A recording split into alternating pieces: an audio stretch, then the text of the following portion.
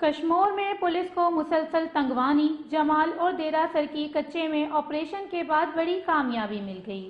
تفصیلات کے مطابق تقریباً 2 ماہ قبل انڈس ہائی وے کندکوٹ سے ہتھیاروں کے زور پر 2 بندوں کو اغوا کیا گیا تھا۔ اغوا کے بعد کشمور پولیس اور رینجرز کا مشترکہ آپریشن تنگوانی، جمال اور ڈیرہ سرکی کچے میں جاری رہا۔ کامیاب آپریشن کے نتیجے میں 2 مغویوں کو بازیاب کرایا گیا۔ بازیاب ہونے والے مغویوں میں غلام رسول بکرانی اور منصور شاہ پٹھان شامل ہیں۔ یاد رہے کہ تمام مغویوں کی بازیابی کے لیے تھانہ تنگوانی، جمال، ڈیرہ سرکی کی حدود میں آپریشن جاری تھا۔ پولیس نے ناکہ بندی کر کے سرچ آپریشن شروع کر دیا۔ دونوں جانب فائرنگ سے علاقہ میدان جنگ بن گیا۔ لوگ گھروں تک محصور رہے۔ گہرا تنگ ہونے پر ڈاکو مغویوں کو چھوڑ کر فرار ہو گئے۔ آپریشن کے دوران ڈاکوؤں کے ٹھکانوں اور مورچوں کو آگ لگا کر مسمار کر دیا گیا۔ مغویوں کی بازیابی پر ورثہ نے S S P Kashmore Bashir Ahmed Brohi کا شکریہ ادا کیا اور کشمور پولیس کی شاندار کامیابی پر پولیس کو خراج تحسین پیش کیا۔